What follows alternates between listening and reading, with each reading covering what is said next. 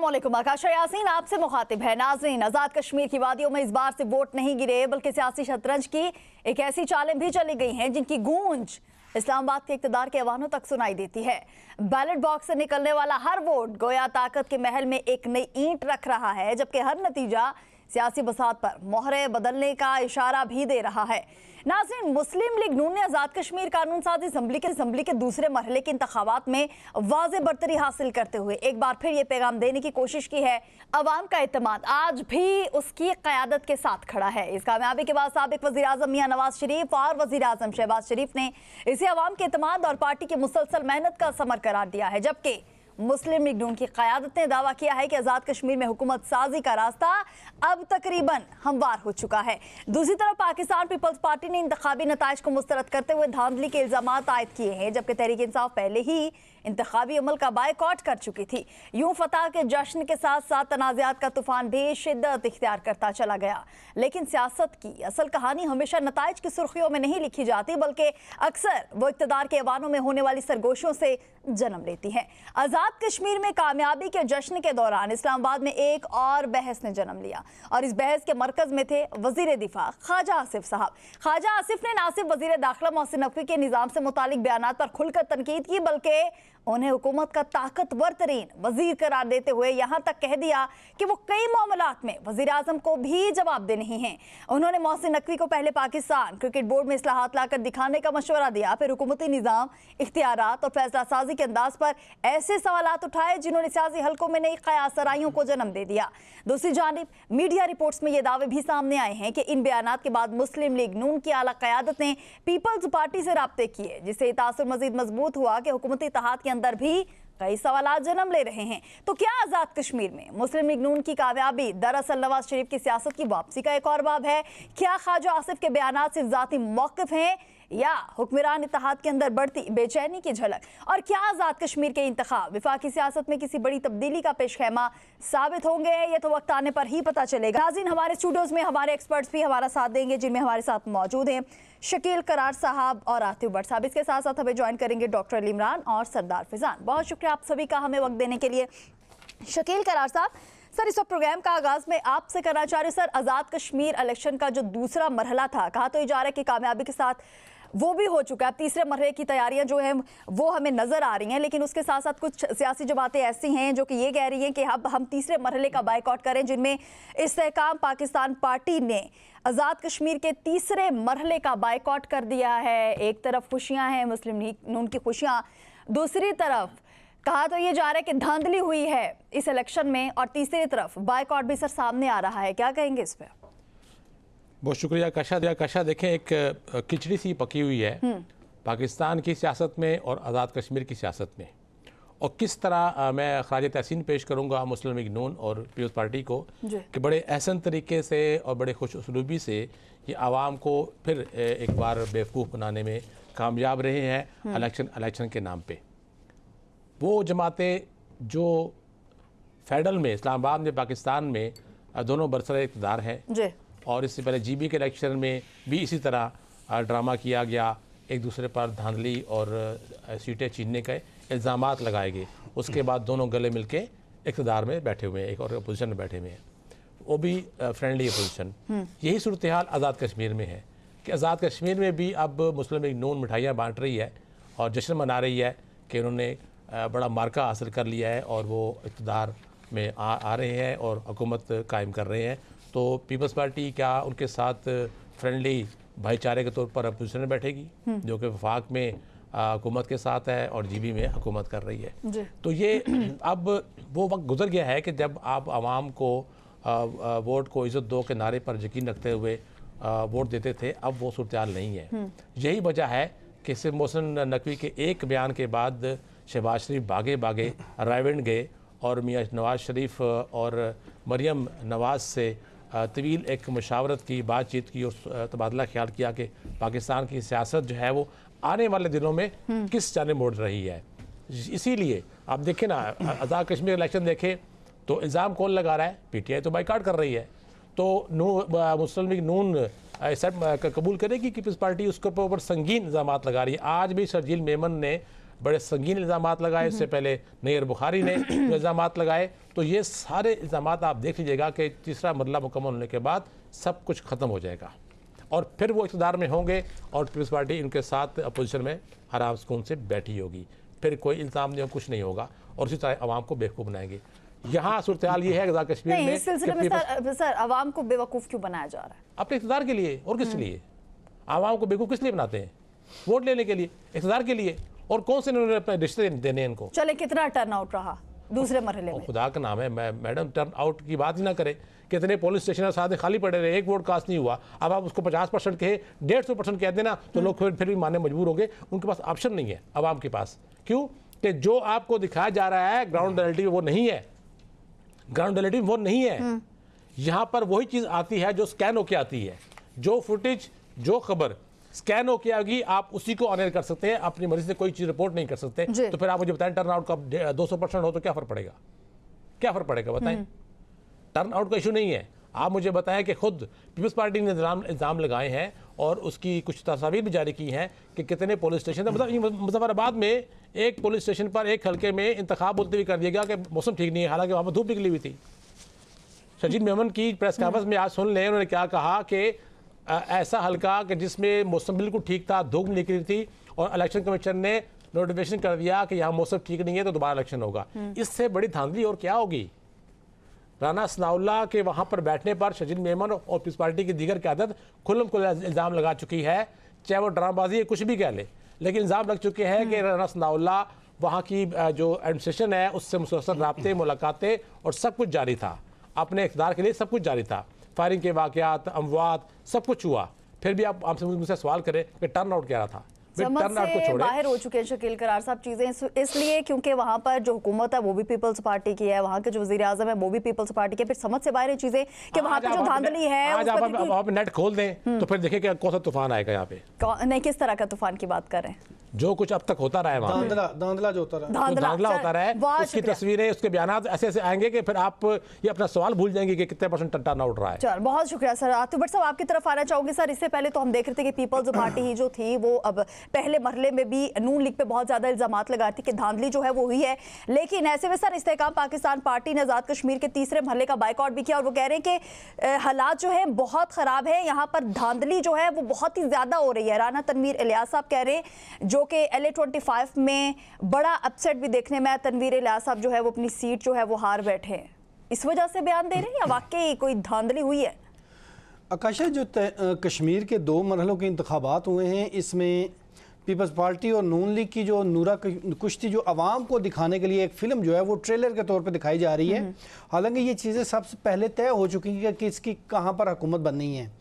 अगर peoples party यहाँ पर आकर इल्ज़ामात लगा रही है, राना सनाउल्लाह का या अमीर मुकाम वहाँ पर जाकर बैठे हैं, तो वहाँ पर यह भी देखना होगा कि हुकूमत थी किसकी, कौन है वहाँ का वज़ीर आज़म जिसकी निगरानी में ये तमाम तर इंतखाबात हुए हैं। बिल्कुल, नो डाउट कि पाकिस्तान की तरह कश्मीर में भी इलेक्शन जो है वो धांधली ज़्यादा थे, लेकिन हमारे मुल्क की बदकिस्मती ये है कि धांधली का जिसको फ़ायदा होता है उसको वो शफाफ इलेक्शन लगते हैं, और जिसको धांधली की वजह से नुकसान होता है फिर वो चीखो पकार और उसके जो शोर जो है वो सुनने में आता है।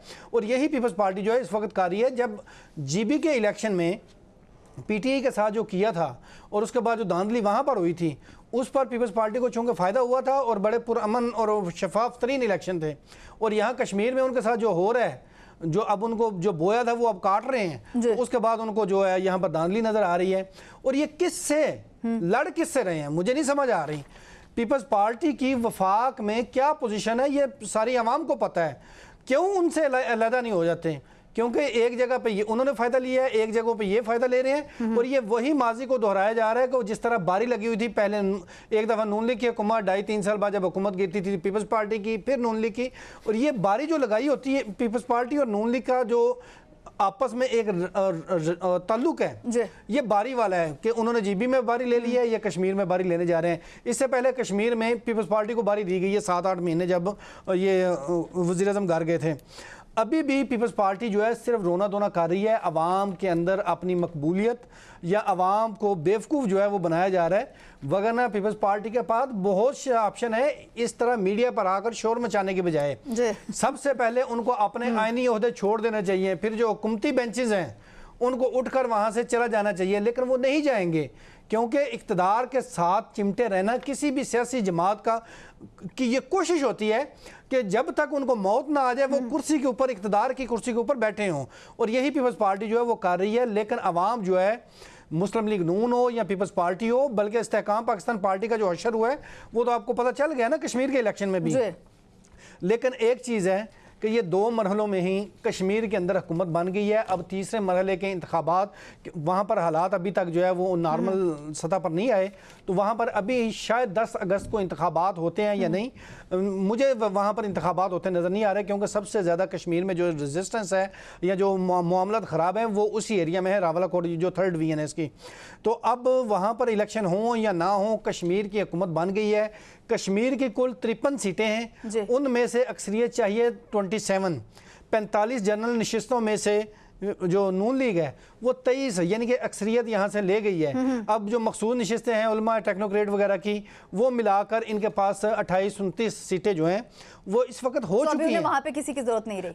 अब वहाँ पर हुकूमत साजी जो है वो कश्मीर में हो जाएगी। 3rd का जो तीसरा मरहला है, इलेक्शन होते हैं, फिर भी ना हो फिर भी, लेकिन ये प्लान जो है वो उस पर अमल दरामद हो चुका है कि नून लीग जो है वहाँ पर हुकूमत बनाने जा रही है। अगर वो ये वज़ीर-ए-आज़म घर चले जाते हैं और उसके बाद नई काबीना जो है वो वहाँ पर आ जाएगी, और ये जो तमाम तर तमाशा दिखाया जा रहा है सिर्फ आवाम को उलझाने के लिए, आवाम को दिखाने के लिए, वगरना सदर मुमलिकत आसिफ अली जरदारी हैं, उनका दिल नहीं कर रहा कि वो ऐवान सदर की कुर्सी छोड़ें। पीपल्स पार्टी का ये दिल नहीं कर रहा कि हम जो आईनी ओहदे हमने लिए हुए हैं उनको छोड़ दें।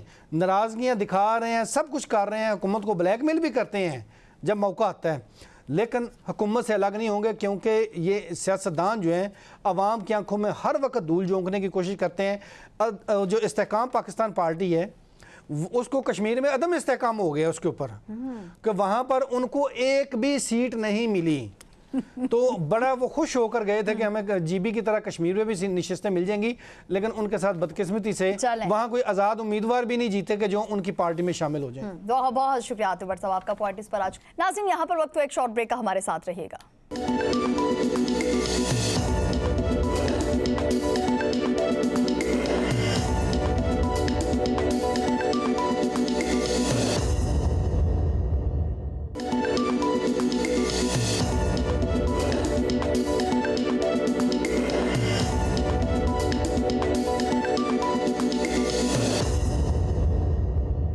एक मरतबा फिर आपको खुशामदीद कहेंगे। इमरान साहब, आपकी तरफ आना चाहूंगी। सर, आप कुछ करें तब भी आप पे इल्ज़ाम लग जाता है, कुछ ना करें तब भी आप इल्ज़ामात की ज़द में ही रहते हैं। सर, ख्वाजा आसिफ साहब एक और इल्ज़ाम लगा रहे हैं पीटीआई पर। वो कह रहे हैं कि आज़ाद कश्मीर इलेक्शन में पीटीआई ने पीपल्स पार्टी के उम्मीदवारों की सपोर्ट की है। कुछ ऐसा है जो हमें नहीं पता और ख्वाजा आसिफ साहब को पता है और आपको पता है? रहीम आकाशा, देखें, ख्वाजा आसिफ की जो अपनी ये जो रात को, आज मेरे ख्याल से फयाजुल हसन चौहान ने भी अपने ट्वीट में उनको कहा कि रात को 12 बजे जब आप खांसी का शरबत पीकर ट्वीट करते हैं तो उसके बाद ये सारी प्रॉब्लम्स जो हैं वो खड़ी हो जाती हैं। तो वो जो ट्वीट करते हैं, जो बातें उनकी रात 12 के बजे के बाद ट्वीट में आप देखती हैं, उनको जो है ना इग्नोर कर दिया करें। उनकी कोई हैसियत नहीं होती, क्योंकि वो खुद होश में ही नहीं होते।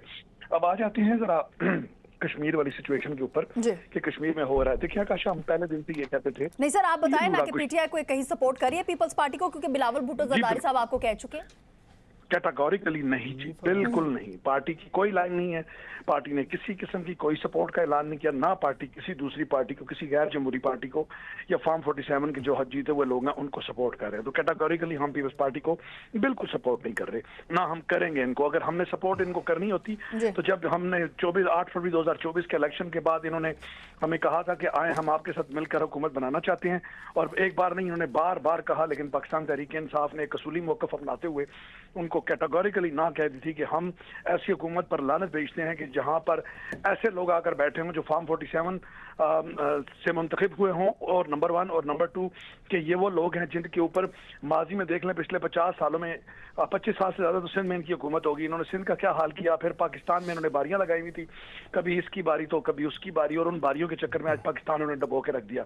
फिर हम बात जब कश्मीर के इलेक्शन की करते हैं तो कल मैं बड़ा हंस रहा था, मेरे बड़े भाइयों की तरह राजा प्रवेश साहब, और उन्होंने कोई बड़ी मैराथन किस्म की प्रेस कॉन्फ्रेंस की कल, और वो ये गिला करते हुए नजर आए कि देखिए जी वहां पर इंतजामिया खड़ी थी, वहां पर फोर्सेस के लोग थे, वो रोक नहीं रहे थे। अरे भाई, आप खुलकर बात क्यों नहीं करते? आप बार बार मुस्लिम लीग नून का नाम क्यों नहीं लेते?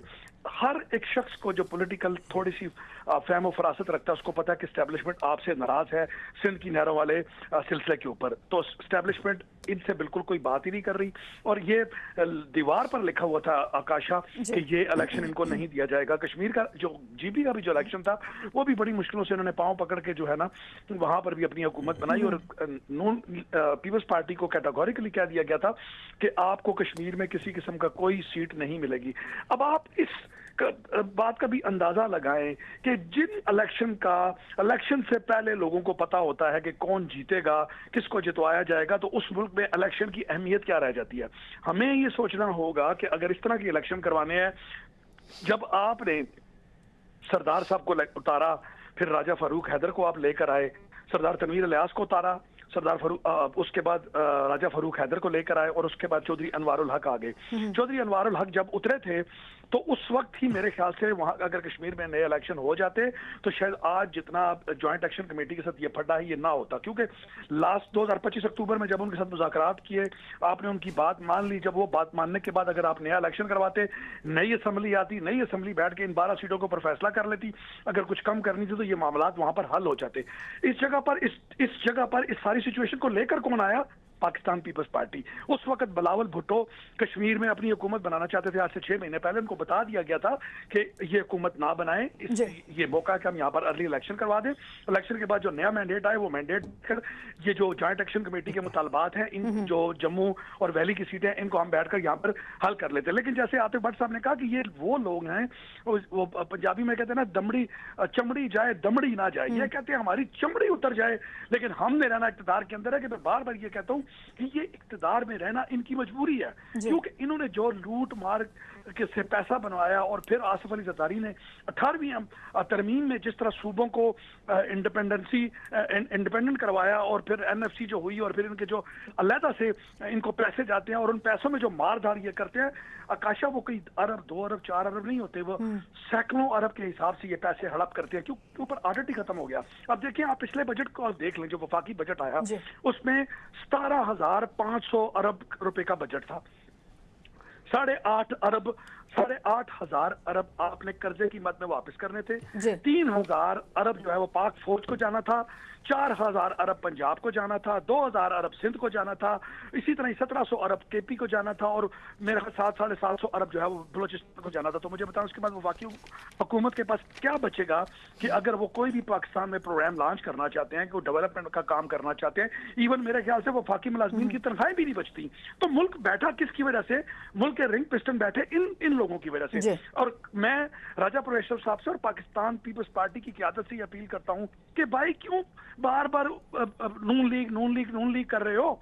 भाई बोलो, खुल के बोलो कि एस्टेब्लिशमेंट, हुकूमत तो आपकी है, वहां पर इंतजामिया तो आपके अंदर है, आईजी तो आपके अंदर है, तमाम कानून नाफिज करने वाले इदारे जो कि इस वक्त आजाद कश्मीर में बैठे, वो आपके नीचे काम कर रहे हैं। 6 महीने से आपका वज़ीर आज़म बैठा है, तो फिर आप बार बार क्यों कह रहे हैं नून लीग? और भाई, नून लीग को तो खुद नहीं पता वो इलेक्शन कैसे जीत गए।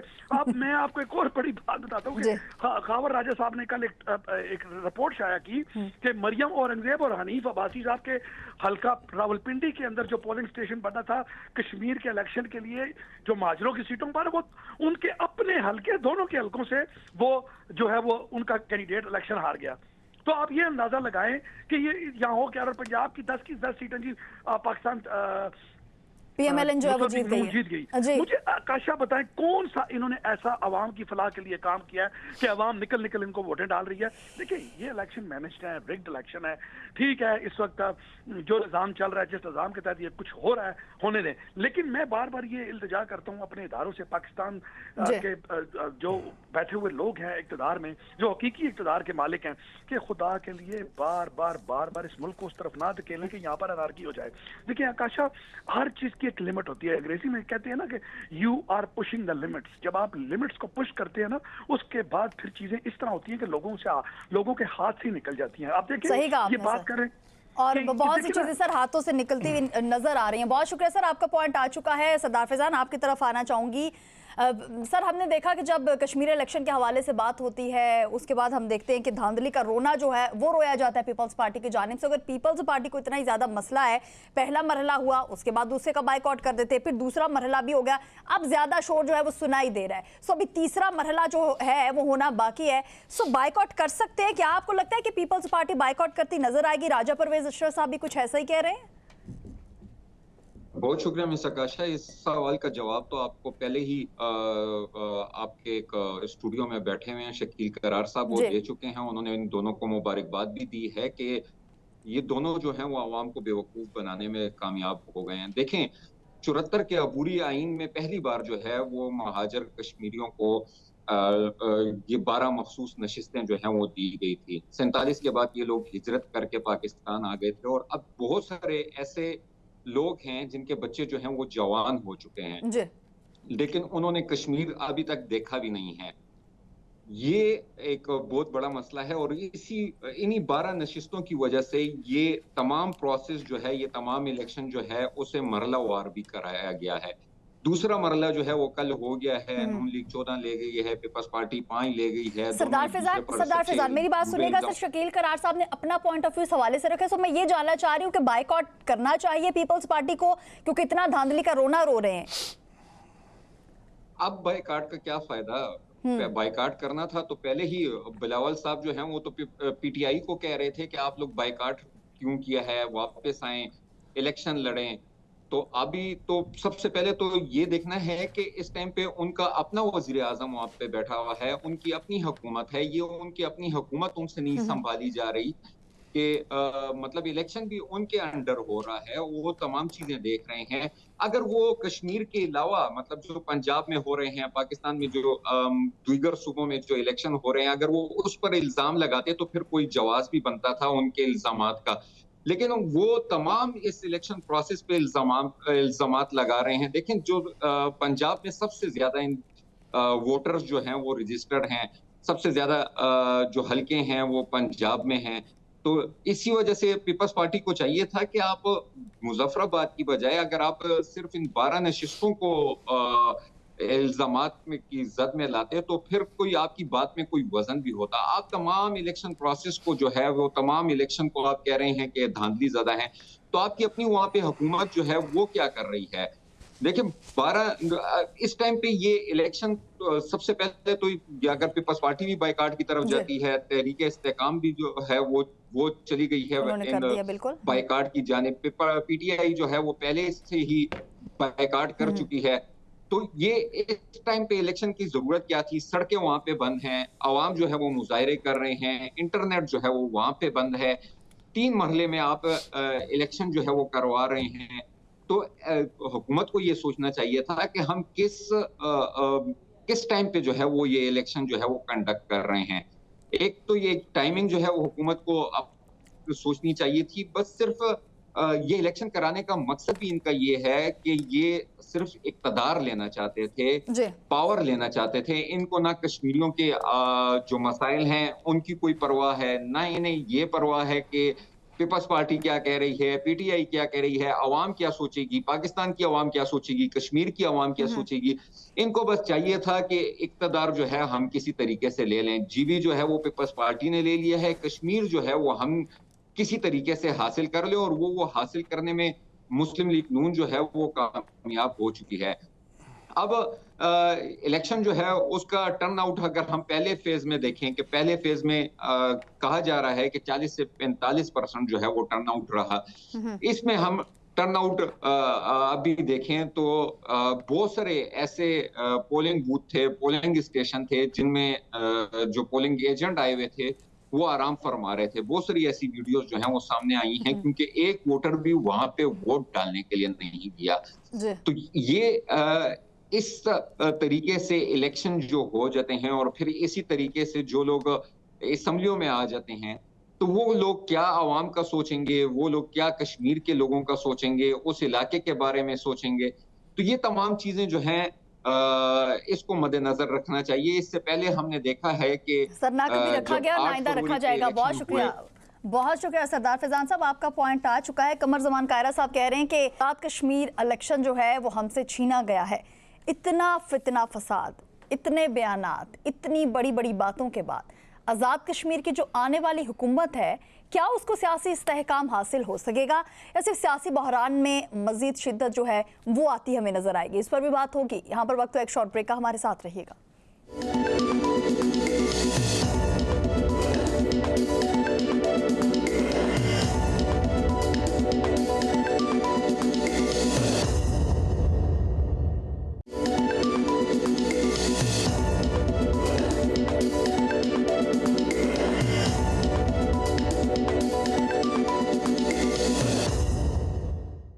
Welcome back. एक मरतबा फिर आपको खुश आमदीद कहेंगे। नाजरीन, हमने देखा कि पीपल्स पार्टी बहुत ही ज़्यादा इल्ज़ाम तराशियाँ जो है वो कर रही थी नून लीग पर, लेकिन शकील करार साहब, राना सनाउल्लाह साहब जो हैं वो भी कुछ कहना चाह रहे हैं। वो कह रहे हैं इस वक्त इलेक्शन कमीशन के पास हम जाएंगे और हमारे पास वो नाम मौजूद हैं जिन्होंने दंगा किया, फसाद किया, और जो हमारे बारे में बातें की जा रही हैं एक्चुअल में वो पीपल्स पार्टी के अपने लोगों ने की, और बिलावल भुट्टो तक बहुत ही गलत खबरें जो हैं वो पहुँचाई जा रही हैं। सो इस चीज़ की इंक्वायरी जो है वो हमारी जानिब से ज़रूर करवाई जाएगी।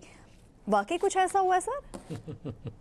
अच्छा मजाक कर रही हैं आप। बात ये है कि पीपल्स पार्टी नून लीग का जब लंदन में हुआ था ना चार्टर ऑफ डेमोक्रेसी जी, और उसके बाद से अब तक इन दोनों की हिस्ट्री देखें तो इतने शदीद इल्ज़ामात के एक दूसरे के लीडर्स को सड़कों पे घसीटने, फांसी लगाने के अलावा हर किस्म के इल्ज़ामात ये दोनों जमातें एक दूसरे की लीडरशिप के ऊपर लगा चुकी हैं।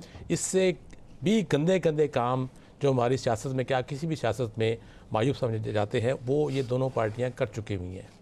उसके बावजूद ये आज 20 साल के बाद भी इक़्तिदार में बैठे हुए हैं और एक दूसरे पर इल्ज़ामात लगा रहे हैं, तो उन पर सिर्फ आप हंस के तो आगे निकल जाए, क्योंकि इनके ऊपर कोई तबसरा करना या बात करना वक्त ज़ाया करने के मुतरादिफ है, क्योंकि इन्होंने तो अपना आप को बचाना है। अब मैंने पहले कहा कि एक मौसम नकवी के बयान ने इन दोनों जमातों की जड़ें हिला दी हैं और अब ये सोचने पर मजबूर है। और उसके बाद जब सूबों की तकसीम की बात आई तो DGISPR ने भी कह दिया, फिर मुख्तलिफ मुल्क के हलकों से आवाज़ें उठना शुरू हो गई और सूबों की तकसीम के हक़ में। तो उसके बाद इनको अब ये समझ नहीं आ रही कि अब हम क्या करें। क्यों? क्या आप ये देखें कि सूबे अगर तकसीम हो जाते हैं तो इन दोनों जमातों ने एक एक सूबा अपने पास रखा हुआ है। नून लीग ने पंजाब, पीपल्स पार्टी ने सिंध। इन दोनों जमातों से ये सूबे अगर हाथ से निकल गए, ये किसको मुंह दिखाने काबिल रहेंगे? किसी को भी नहीं। तो सर PTI के पास भी तो है ना खैबर PTI देखे, PTI एक अलग चैप्टर है, पूरा चैप्टर है। आज उसकी सारी क़यादत या जिलों में है या मुल्क से फरार है या मुल्क के अंदर ही कहीं चुप्पी बैठी हुई है। पीछे रह कौन गया? चौथे मरले की जो उनकी क़यादत है, जिसके हाथ में कुछ भी नहीं है जी। और उनको उसके इतना उसको तकसीम कर दिया गया, इतना उसको उलझा दिया गया है कि अब आवाम भी खामोश होकर बैठ गई है, देख रही है कि तेल और तेल की धार दिख रही है कि रुख किस तरफ जा रहा है पॉलिटिक्स का। 2.5 साल के बाद वज़ीर दाखिला का बयान दिलवाया गया, सियासत में हलचल मचाई गई और उसके असरात देखे। पाकिस्तान की तारीख देखिए ना सियासी, तो जो इससे पहले जब फाटा था KPK का, तो जिसकी हुकूमत होती थी फेडरल में किसी भी जमात की, उसी जमात की GB में, उसी जमात की फाटा में, उसी जमात की आज़ाद कश्मीर में होती थी हुकूमत। उसकी वजह क्या है? उसकी वजह बेसिकली ये है कि आज़ाद कश्मीर, GB और फाटा ये तमाम जो थे वो वफाकी ज़ेर इंतज़ाम अदारे हैं, इलाके हैं। तो इनकी तमाम तर जो इंतज़ामी अमूर और माली अमूर है वो फेडरल गवर्नमेंट देखती थी। तो इसलिए उनकी मजबूरी होती है उस इलाके के MNAs की, MP और MLAs की कि वो वफाकी हुकूमत के साथ अपने बना के रखें। चूँकि ये इस मरतबा फार्म 47 की हुकूमत के बाद एक नए सियासी रुख की तरफ हमारे मुड़े हैं और एक नए हालात पैदा हुए हैं, तो उसमें अब ये तकसीम इतनी बढ़ गई है कि नून लीग और पीपल्स पार्टी को आपस में इतना उलझा दिया गया है कि वो अब पहले तुम फिर हम, पहले तुम फिर हम, वो अजीब सी एक कशमकश का शिकार है दोनों सियासी जमातें कि हम क्या करें। इतने सख्त इल्ज़ामात के बाद भी दोनों पार्टियों की क़यादत जो है वो शाम को इकट्ठी बैठी होती है। ये क्योंकि दायरे बातों ने TV का पेट भरना है, आवाम की सोच में भी इन्होंने तफरका डालना है, तो अखबारात की सुर्खियाँ भी चेंज करनी है, तो कुछ ना कुछ सियासत में अवाम को दिखाने के लिए इतना गालम गलोच, इतने गंदे तरीके से दूसरे की सियासत को जो है उसको रौंद डालना, सिर्फ अवाम को दिखाने के लिए बस। हाँ, तो और क्या है? पाकिस्तान में हो क्या रहा है? आप मुझे बता दें ना, पाकिस्तान में हो क्या रहा है? आपने इसी प्रोग्राम में बैठ के हमारे एक दो साथी जो है वो इतने बुलंद नारे मारते थे कि पंजाब में, लाहौर में ख़ास तौर पर जो है वो दूध और शहद की नहरें बह रही हैं। आपने परसों बारिश के बाद देख लिया वहाँ के क्या हालात थे? सर वो तो हर मॉनसून पूरा आता है पूरा तो पूरा हर पूरा हुकूमत शहर पानी होती है। पूरा शहर डूब गया ना। तो फिर आपकी कहाँ गई प्लानिंग? आपका सिविल निज़ाम ही आपका फारग हो चुका है। जब आपने अरबों खरबों पे लगा के आपने शहर को साफ सुथरा बना दिया तो एक बारिश ने उसको डुबो दिया। यही तो मसला तो है कि कहाँ गया आपका निज़ाम? मैडम देखे ना, दुनिया में प्लान बिल्कुल ठीक है। दुनिया में जिस तरह जब सैलाब भी आते हैं, सड़कें भी डूबती हैं, तो उनको एक निज़ाम होता है कि अगर 1-2 घंटा पानी रुक गया तो उसके बाद आपका निज़ाम अगर सीवरेज का ठीक है तो पानी वो निकल भी जाता है। यहाँ तो पूरा दिन पानी खड़ा रहा, सही कहा। ना निकला ना किसी ने निकाला। तो कहाँ है आपका स्विट्जरलैंड? कहाँ है आपका लाहौर की वो सफाई और अरबों रुपए के प्रोजेक्ट्स? तो ये आवाम को बेवकूफ बना रहे हो। कहाँ गया साफ सुथरा पंजाब? बहुत शुक्रिया सर, बहुत शुक्रिया शकील करार साहब, आपका पॉइंट आ गया। सो मोहसिन नकवी साहब ने जब तनकीद की थी तो उसके बाद हमने देखा कि पीएमएलएन की 1 अगस्त को एक बड़ी बैठक जो है जाती उमरा में वो सामने आती है, जिसमें जैसे आपने भी पहले जिक्र किया कि शहबाज शरीफ साहब, फिर नवाज शरीफ साहब, फिर उसके साथ मरियम नवाज साहब और इसाक डार साहब फिर वहाँ पे होते हैं। फिर ये कहते हैं कि इतना बड़ा बयान जो है वो सामने आ गया है। सो अब पीपल्स पार्टी से जो तलखी है वो मजीद नहीं बढ़नी चाहिए, बल्कि आहिस्ता आहिस्ता उसको कम करना चाहिए। और फिर नून लीग की एक आला शख्सियत ने पीपल्स पार्टी की क़यादत से मुलाकात नहीं, उनसे राब्ता भी किया है। आतिफ भट्ट साहब, ये राब्ता भी हुआ है लेकिन उसके बाद भी कशीदगी कम नहीं हुई है। फिर हम देख रहे हैं कि ख्वाजा आसिफ साहब भी, हालांकि नवाज शरीफ साहब ने कहा है कि इस हवाले से कोई बयान मत दें, अपनी पार्टी को मजीद कमज़ोर मत करें, इस तरह की कोई बयानबाजी नहीं अब करनी। हालांकि ख्वाजा आसिफ जो हैं वो बहुत भड़के हुए हैं, बहुत सारे बयान दे रहे हैं, इस पर क्या कहेंगे आप? आकाशा, सियासत जो है वो बड़ी बेरहम चीज़ है। आप ये अंदाज़ा लगाएं कि मोहसिन नकवी जो खुद इस सिस्टम का फ़ायदा उठा रहे हैं, अभी तक आपको भी नहीं पता और मुझे भी नहीं पता कि वो पीपल्स पार्टी के वोटों से सेंटर बने थे या मुस्लिम लीग नून के वोटों से सेंटर बने थे या पीटीआई के। और इसके बावजूद फिर 13 महीने जो उनकी हुकूमत रही पंजाब में, उन्होंने एक सिस्टम जो है वो डेवलप किया पंजाब के अंदर, जिस तरह पीटीआई को खुडे लाइन लगाकर। और उसके बाद फिर जो मरकज़ में किस तरह आए, मरकज़ में आकर इस वक्त वो ताकतवर तरीन वज़ीर दाखिला कह लें या वज़ीर हैं, ये वज़ीर दिफा ख्वाजा आसिफ साहब की जानिब से कहा गया है। तो इस वो क्या कहा जाता है कि शर्म तुमको मगर नहीं आती, कोई शर्म होती है, कोई हया होती है। नून लीग की हुकूमत है और नून लीग के ही सीनियर रहनुमा और वज़ीर दिफा कह रहे हैं कि वो सबसे ताकतवर तरीन वज़ीर है। और उसके बाद ऊपर से डिटाई देखें कि इतना बड़ा बयान देने के बाद वो वज़ीर आज़म शहबाज शरीफ से मुलाकात भी उन्होंने की है मोहसिन नकवी ने आज। होना तो ये चाहिए था कि वज़ीर आज़म उसको तलब करते और कहते कि तुम मेरी कैबिनेट के वज़ीर हो और तुम इस तरह के बयानात दाग रहे हो। तो वही कह रहे हैं ना, बहुत से मामलात में जवाबदेही भी नहीं है मोहसिन नकवी। और यही जो जवाबदेही, तो मैं तो यही कहूँगा कि वज़ीर आज़म जो है, शायद मोहसिन नकवी जो हैं वो डिफेक्टो वज़ीर आज़म है और वज़ीर आज़म शहबाज शरीफ जो है वो बस एक कागज़ पे साइन करने के लिए मौजूद है। उन्होंने आज अपनी मर्ज़ी से मुलाकात की है और वज़ीर आज़म ने उनको कुछ नहीं कहा, ना ही कुछ पूछा है। और ये नून लीग की मैं कहूँगा कि कमज़ोरी है इस हुकूमत की कि वो इस हद तक कि मोहसिन नकवी से जवाब नहीं ले सकते, तो इन्होंने और मुल्क में क्या करना है। उन्हीं की कैबिनेट के वज़ीर हैं, फिर वज़ीर दिफा कहते हैं जी वो 2-3 मरतबा कैबिनेट में शायद आए हैं या 7-8 मरतबा पार्लियामेंट में। तो ये आप वज़ीरों को पार्लियामेंट में लाना या कैबिनेट में बुलाना, तो ये भी नून लीग की नाअहली है, नाकामी है कि वो अपने ही। सर आपको याद हो तो वज़ीर आज़म शहबाज शरीफ के मुंह से एक दफ़ा गलती से जो डिप्टी वज़ीर आज़म था मोहसिन नकवी साहब का नाम निकला था। सो वो चीज़ें कहीं ना कहीं लिंक तो नहीं होती कि पहले से एक तैयारी जो है वो की जा चुकी है, अब इस तरह के बयान जो हैं वो आ रहे हैं? आकाशा, वो डिप्टी वज़ीर आज़म नहीं है, वो वज़ीर आज़म इस वक्त मोहसिन नकवी। और बदकिस्मती ये है कि वो इस सिस्टम का हिस्सा होते हुए भी इस सिस्टम को बुरा भला कह रहे हैं और ख़ुद इस सिस्टम के मज़े भी उठा रहे हैं। वज़ीर ख़ारजा कौन है हमारा? आप ये ईरान अमेरिका जंग में देखें, आपको पता चल जाएगा। इसाक डार हैं या वज़ीर दाखिला मोहसिन नकवी हैं वज़ीर ख़ारजा। इसी तरह मुल्क के वज़ीर आज़म कौन है? हर मेन मामलात में वज़ीर दाखिला सबसे आगे और रियासत का पैगाम लेकर जाने वाला कौन था? यही वज़ीर दाखिला था। और ऐसे में इतना बड़ा बयान दिया, ये तमाम तर स्ट्रक्चर निज़ाम बनाने वाला बंदा आज इसी निज़ाम को बोसीदा कह रहा है, पता नहीं इसके बारे में क्या कुछ कह रहा है, और फिर इसी निज़ाम का हिस्सा भी है। तो इस निज़ाम से इस निज़ाम से अलग भी नहीं हो रहा, और अपनी जो पीसीबी के चेयरमैन है उसका आलम देख लें हमारे मुल्क की जो ये जो निज़ाम है जो पाकिस्तान में इस वक्त चल रहा है, जिससे सब बहुत ही ज्यादा फेड अप हो चुके हैं, आप सेटिस्फाइड हैं?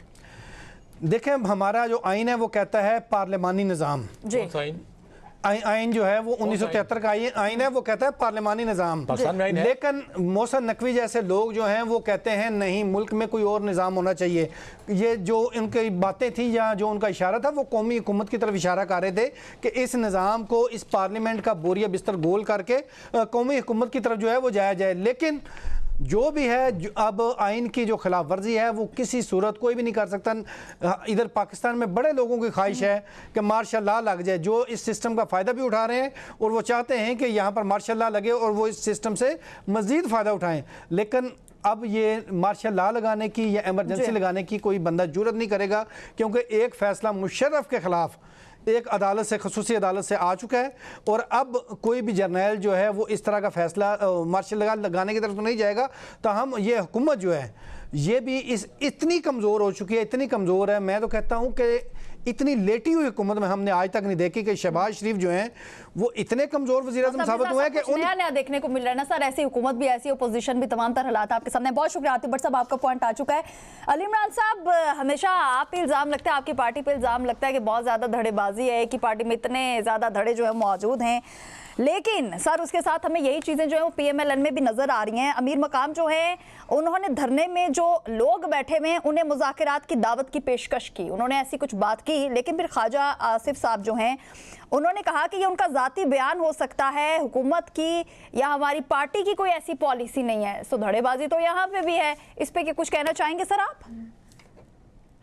काशा, देखिए मैं थोड़ा सा आपको समझा दूं कि असल मुस्लिम लीग नवाज में हो क्या रहा है। जी, देखिए, नवाज शरीफ जब लाहौर से अपने हल्के से जब इलेक्शन हार गए यास्मीन राशिद के खिलाफ और 60-70 हज़ार की लीड से वो हारे, और जरा इससे पहले मैं आपको ले जाता हूं कि जब यहाँ से उनके प्लेलेट्स करवा के जब उनको बाहर ले जाया गया, जब वो इंग्लैंड में जाकर बैठे और उन्होंने बैठकर जब पाकिस्तान को बुरा भला कहा और पाकिस्तान की अफवाज पाकिस्तान को गालियां निकाली और मुल्क को गालियां निकाली, तो ये सारे लोग जो थे ना, ख्वाजा आसिफ और तलाल चौधरी और इस टाइप के जो सारे लोग थे, ये भांप चुके थे कि नवाज शरीफ अब कमजोर हो गए, इनमें इतनी ताकत नहीं है कि वो अवाम के जोर से पाकिस्तान में आ सकें। अब वो पाकिस्तान उनको लाया गया क्योंकि नफरत इमरान में इन्होंने उनको पाकिस्तान लेकर आए। पाकिस्तान लाने के बाद जिस तरह उनके साथ हुआ, उनको कहा गया आपको प्राइम मिनिस्टर बनाएंगे, नहीं बनाया, शहबाज शरीफ आ गए। अब मैं आपकी तवज्जो एक बड़े अहम मसले की तरफ करवाना चाहता हूँ, जरा गौर इस पे कीजिएगा। आज से 2 या 3 दिन पहले एक प्रोग्राम था शाहजेब खानजादा का, उस प्रोग्राम में तलाल चौधरी और ख्वाजा आसिफ साहब ने बैठकर बात की। उन्होंने कोई भी ऐसा लफ्ज नहीं बोला जो मोहसिन नकवी साहब के बयान के खिलाफ हो, या कोई ऐसा तरीके से कंडेम नहीं किया कि मोहसिन नकवी ने कुछ गलत कहा। इसका मतलब यह है कि तलाल चौधरी, जिनके साथ बहुत, क्योंकि आपको याद होगा ना, जुडिशरी के खिलाफ बयान दिया, फिर 5 साल के लिए नाहल हो गए, फिर जब इस दफा इलेक्शन आया तो उसको टिकट ही नहीं दिया गया। इन्होंने किसी और घर पर अपनी नजरें मरकूज कर ली हैं, ख्वाजा आसिफ हों या तलाल चौधरी हों या आप इंजीनियर अमीर मुकाम जैसे भी जो लोग हैं, इनकी नजरें अब किसी और जगह पर यानी कि हैं, और ये नवाज शरीफ पर डिपेंड नहीं कर रहे। जिनको पता है जो शख्स लाहौर शहर से अपनी सीट हार गया, अगर हम इसके साथ खड़े होंगे तो हम कल फिर निशाना बन सकते हैं एस्टेब्लिशमेंट का, और हमारी सीटें जो हमने पहले ही हारी हुई हैं, आगे तो 2 दफा तो ख्वाजा आसिफ हार चुके, एक दफा राना डार से हारे, और उससे पहला इलेक्शन जो हारे जब उन्होंने खुद इस बात को तस्लीम किया कि मैंने रात को जनरल बाजवा को फोन किया और बताया कि मेरे इलेक्शन में मैं इलेक्शन हार रहा हूँ। अब तो ये बात है ख्वाजा आसिफ और तलाल चौधरी की। अब आप आए असल इशू की तरफ। असल इशू ये है आकाशा कि अब इन्होंने पाकिस्तान का बेड़ा गर्क करने के बाद एक जाके जीबी में बैठ गया और दूसरा बैठ गया कश्मीर के अंदर। जैसा कि आतिफ भट्ट साहब ने ये बात की कि मोहसिन नकवी साहब जी कह रहे हैं कि ये सिस्टम नाकाम हो चुका, ये और उसी सिस्टम के अंदर खुद बैठे और उस सिस्टम के बेनिफिशरी हैं। देखिए आकाशा, ये सिस्टम उसी दिन नाकाम हो चुका था जब आपने इस्लामाबाद हाई कोर्ट के आते में इमरान खान को गिरबान से पकड़ा था। जब आप मुल्क के एक साबिक वज़ीर-ए-आज़म को, और जिसकी इतनी बड़ी फैन फॉलोइंग होगी, उसको गिरबान से पकड़ेंगे तो इसका मतलब यह है कि पॉलिटिकल लोगों की जो ग्रिप थी सिस्टम के ऊपर, वो उस दिन बिल्कुल जमीन बोस हुई। फिर जब ये लोग आए और ये इलेक्शन हार के फॉर्म 47 जब हाथों में पकड़ के आए, जब एस्टेब्लिशमेंट को भी पता और अदारों को भी पता है कि ये लोग हारे हुए हैं, इनके पल्ले कुछ भी नहीं है। हम जब चाहेंगे तो with the one stroke of pen, यक जुम्बिश कलम से हम इसको बाहर कर देंगे। तो ये कैसे बोलेंगे? अब लड़ाई है माल बचाने की। अब जरदारी भी माल बचाने के चक्कर में है, बिलावल भी माल बचाने के चक्कर में है, और नवाज शरीफ साहब भी अपने माल बचाने के चक्कर में। उनको पता है भाई मेरा वजीर आजम बैठा हुआ है और जो मेरी बेटी है वो पंजाब के अंदर वजीर आला है, तो जितना माल वक्ती तौर पर बचाया जा सकता है उसको बचाएं। क्यों कि इतना माल बनाने के बाद अगर आपके पास इक्तदार नहीं होगा तो फिर आप या डयाला जाएंगे या कोट लखपत जाएंगे। और पाकिस्तान, बड़ी खूबसूरत इन्होंने बात की शकील करार साहब ने कि हमारी first, second and third year जो मुकम्मल तौर पर इस वक्त या तो मुल्क से बाहर हैं या जेलों में बंद कर दिए गए हैं या इतने उन पे हीनियस मुकदमात बनाए गए हैं कि वो पब्लिक में आ ही नहीं सकते। लेकिन पाकिस्तान में आज, कश्मीर में आज, जीबी में आज, पूरे पाकिस्तान में आप इलेक्शन करवा लें, आज पाकिस्तान तहरीके इंसाफ सबसे बड़ी पार्टी बनकर उभरेगी और पहले भी उभरी है। 8 फरवरी 2024 को भी पाकिस्तान की आवाम ने पाकिस्तान तहरीके इंसाफ को वोट दिया, लेकिन आपने उसको चेंज किया और इस चेंज के नताइज आप देख लें आकाशा। मुल्क में एक फॉरेन डायरेक्ट इन्वेस्टमेंट में $1 मिला पिछले 4.5 सालों में। आपने देखा कि 100 आपकी मल्टी सर, आप भी तो जिद्दी बच्चा बन चुके हैं ना, आप भी कह रहे हो सब खिलौना हमें नहीं मिला तो आज वो खिलौना हमें चाहिए ही नहीं। आकाशा, हम बात कर लेते हैं, मैं और आप इस पे मुकालमा कर लेते हैं छोटा सा। आकाशा देखिए, जब आप हमें स्पेस नहीं देंगे, जब आप हमें पॉलिटिक्स नहीं करने देंगे, आप हमें पाकिस्तान का शहरी नहीं समझेंगे। देखिए, मैंने आपके शो में बार बार एक बात की थी कि सियासत की शुरुआत मुकालमे से होती है। जब मुकालमा होता है तो सोसाइटी होती है, सोसाइटी होती है तो फिर पॉलिटिक्स होती है, जब पॉलिटिक्स होती है वो स्टेबल होती है तो फिर इकोनॉमी होती है। देखिए, जब आपने मुकालमा नहीं किया तो सोसाइटी खत्म हो गई ना। आज आप किसी को मानने के लिए तैयार नहीं, और फिर आप बात करते हो कौमी हुकूमत की।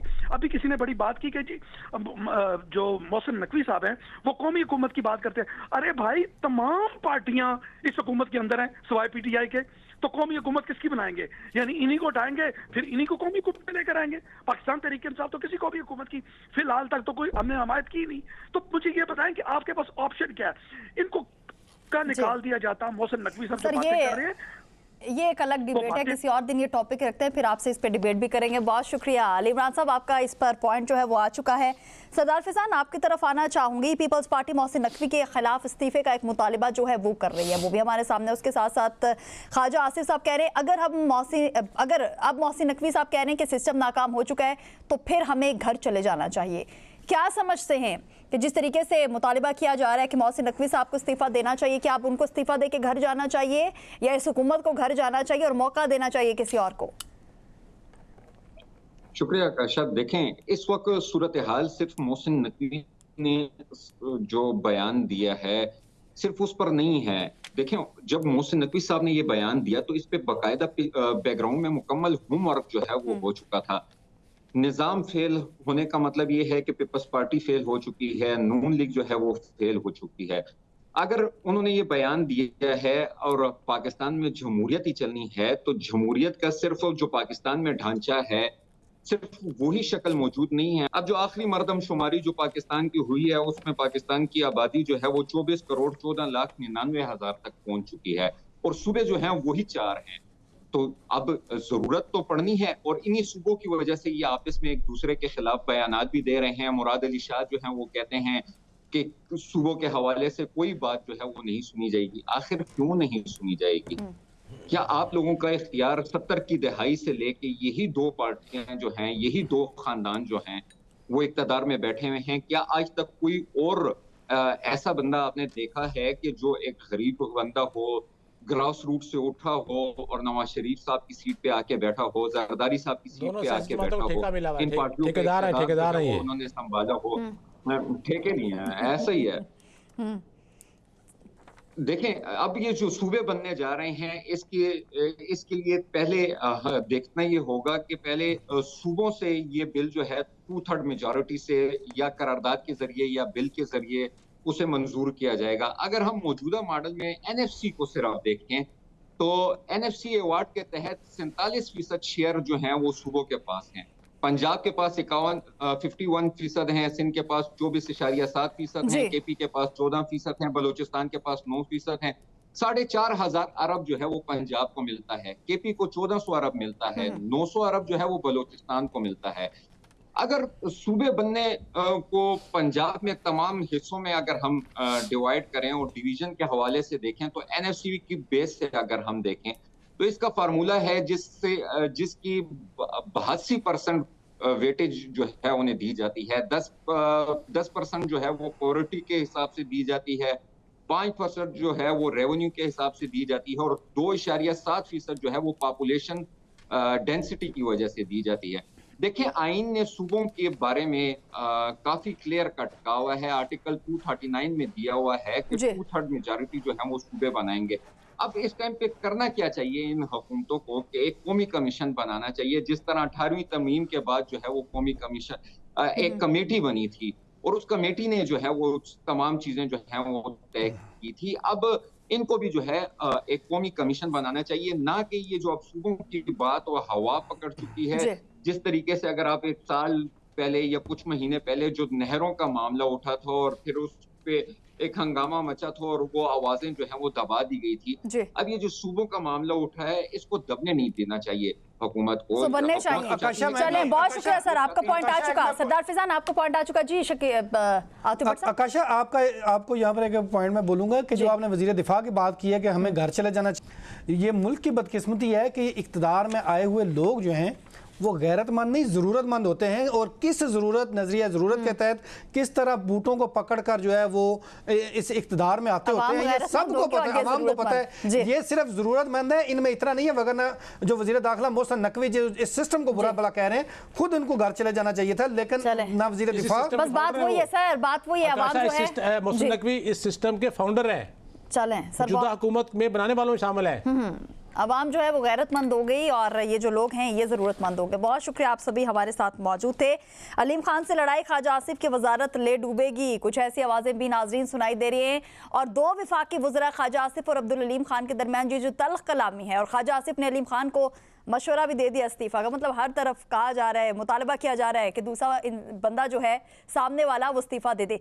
बहुत शुक्रिया, आप सभी हमारे साथ मौजूद थे। डॉक्टर अली इमरान साहब, शकील करार साहब, सरदार फैजान साहब और आतिफ भट्ट साहब। इसी के साथ ही अपनी मेज़बान आकाशा यासीन को दीजिए इजाज़त। खुदा हाफिज़।